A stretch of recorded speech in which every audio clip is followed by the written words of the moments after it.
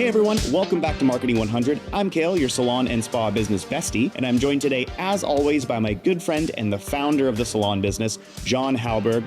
We are on a mission to bring you 100 snackable, tactical marketing tips so that you can level up your salon business game, and today is no different. John, what are we talking about today? What we're going to cover today is super important as we move into 2025, so I want to make sure that we go deep here and that we're covering each part on this in quite some depth. So we will be splitting this episode up in two separate parts so that we don't take up your full lunch break today, but that you can watch this one today and the next one, is it 3 days from now? I don't know, but it's gonna come out. So what I want to talk about today is the importance of making your marketing personal. So we're all being blasted every day with emails from businesses fighting for our attention, and very often for things that is not really relevant for us. Maybe it used to be relevant. We were looking and researching something, 6 months, a year ago, and we're still on that email list or something, getting things that we don't really want. And quite often, we're also getting it sent to us from like a no reply address, meaning like, here, buy this thing, but don't talk to us, like we talk to you. And even when we try to talk to those businesses and try to ask questions, kind of get stuck in like a chat bot somewhere. The experience is not great. I'm sure you've all been through that experience. In the era we're in, so many businesses are looking for cost savings and automations. And in all of that, we're kind of forgetting the importance of the human element. In the world of a salon business, relationships are everything. And we know this. And typically a salon business would be better at being kind of valuing that personal interaction with clients. But I still believe this is a big opportunity for many businesses to really enable truly personal interactions with your business and that your clients and prospective clients can have. And there's also ways today that we can do that in a way that doesn't really cost us more than kind of that traditional, broadcasting, blast everyone with the same message type of thing. But there's actually smarter ways that we can do that today. So what I want to do in today's session is really walk you through some tips to help you make your marketing more personal so that you become more relevant and so that what you're saying is resonating with more people in a way that will make them engage with you as a business. We can all relate to the experience of just having so much trash in our inbox or just feeling like we're being talked at by businesses. I mean, you're on a million mailing lists, whether or not you like it. And I'm sure just like me, you're on a bunch that you didn't even know you were on and you don't know why. And sometimes even unsubscribing doesn't seem to work. It can feel so impersonal. It can feel so forced. And I think that kind of messaging when you don't want it, when you're not expecting it, it feels like an intrusion, right? And that's the last thing that you want your marketing to feel like to a client or a customer. You don't want to feel like, they don't want them to feel like they're being forced to listen to you or being talked at. They want to feel like they're being talked to by somebody they trust, by somebody they like, by somebody they want to see again. Really consider what your messaging sounds like. Is it something where it's one way and you're sending a message in a bottle and somebody picks it up and has to read it? Or is this something that feels like a conversation? Does it feel personal? Does it feel, pitchy? Or does it feel like it's something that would be well received? I guess what I'm trying to get at here is really consider the direction of your marketing. Is it one way or is it two way? And how dynamic is that conversation really? And I actually think if you run a type of business you do, a salon business where client relationships are so important, it's not only that if you're sending irrelevant communication that it won't resonate and people won't buy. It's frankly dangerous for your brand.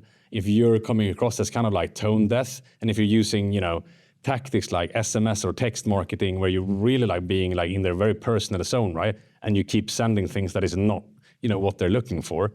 That's really gonna damage your brand and the reputation of your business and can really have a negative impact. Not only that, people don't engage, but it will really harm your brand in the long term as well. So I've summarized 5 tips that I want to walk you through that if you implement those and if you follow those will make a change in your business. Tip number 1 is get crystal clear on who it is that you are talking to. Because if you're speaking to everyone, you're speaking to no one. And it's crucial that you know who that person is that you're talking to. So I would really think about who is your ideal client that you want to have in your chair.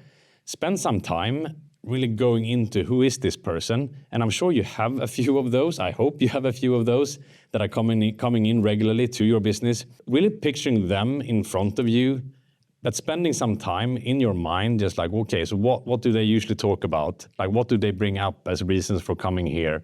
What's typically the challenges that they face in their everyday life? Like, what is it about this person that makes it kind of a good fit for my brand? Who really is that person? And then in everything you do, have that person in front of you, basically like visualizing that person as if you're talking to that person. Like whenever we're recording stuff like this, I have people that I've worked with in the past and I'm really thinking about them. Like I'm delivering it to them, right? I cannot think about, I'm going to talk to a big audience here, right? It just doesn't make sense, and I would just sound super weird. I'm probably already sounding weird, but like even more weird. Being precise with who it is that you're talking to, and that is the person that you have in front of you whenever you're writing something or crafting any type of communication. That will make your message much sharper, and it will go deeper with those people that you really care about and that you want to attract. It might polarize, and it should polarize. That's even better if it's like people that it doesn't resonate with, that you don't want in your business. That's just good, right? Because you don't want them in the first place. I know businesses might have multiple target groups as well. You might have like different sub-businesses as part of your business. You might have basically a few people depending on like which part of your business that you're kind of trying to market.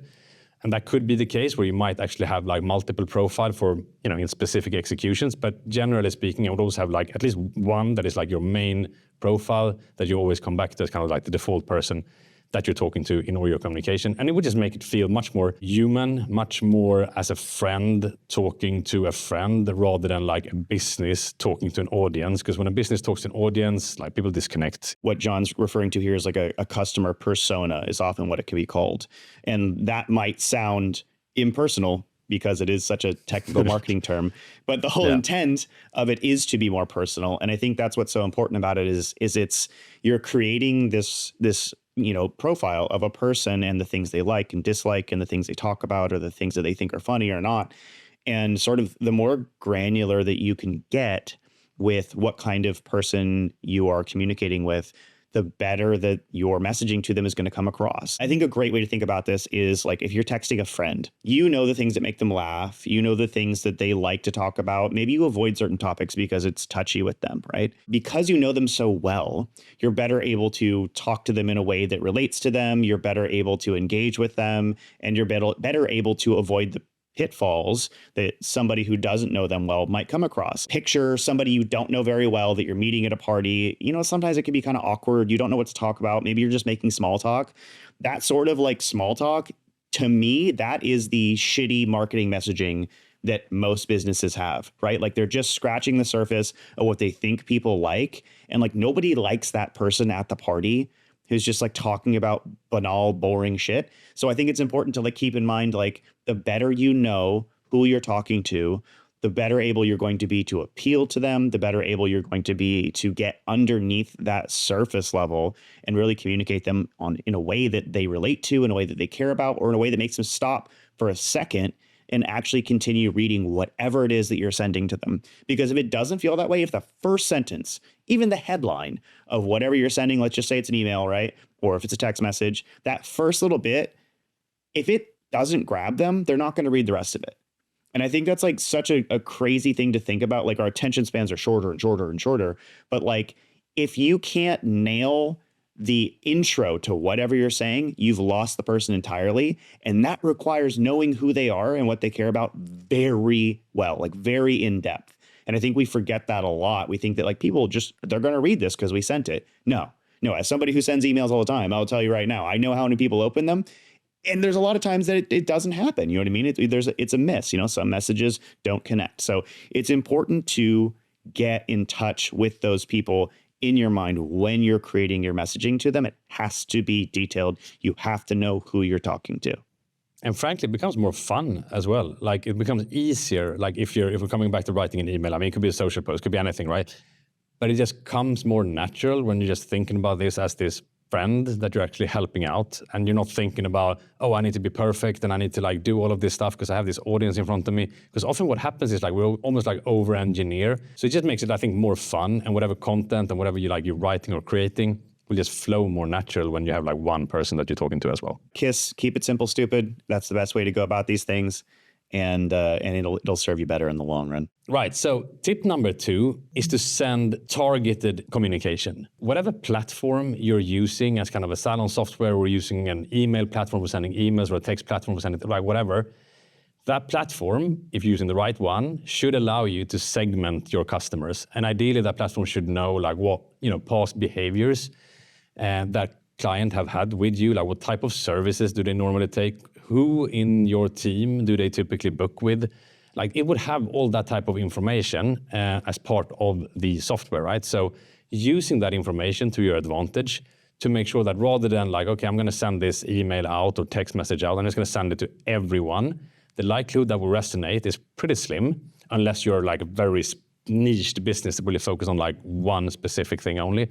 But if you have a bit of a more of a broader offering, maybe you have like, hair services, you're doing some like waxing services, and people are coming in for something else, making sure that you're like reaching the right people with the right message. So just creating a few segments in your customer base based on these past behaviors will really help you to make sure that like if you're promoting something, you'll talk to that person in the context of like where they are, right? What they usually come into, who they usually meet. They can even mention, the stylist that they're usually seeing or whatever as part of that communication to really make it feel that, yeah, I fully, connect with this message.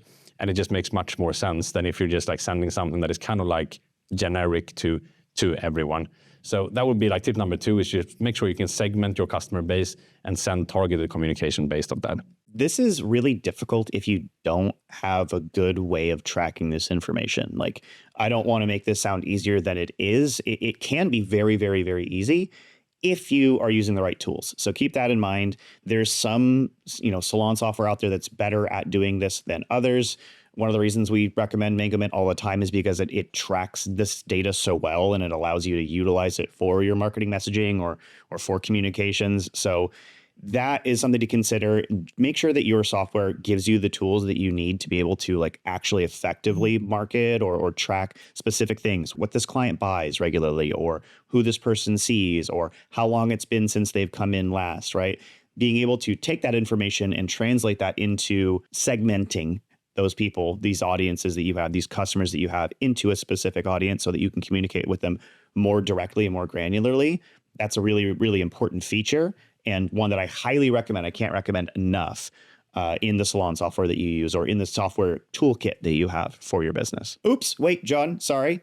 Too much for today. But make sure to tune in next week where we're going to finish this conversation. You'll hear the rest of our 5 tips for today. We packed quite a few into one episode, and we didn't want to take up all of your time. So come back in a couple days. We're going to have even more for you. If you want to try out the tools that we're talking about today, we've got a link down in the description. You can try out MangoMint for free for 30 days, plus a little bit extra on us. Don't tell anybody. We'll see you in the next episode of Marketing 100.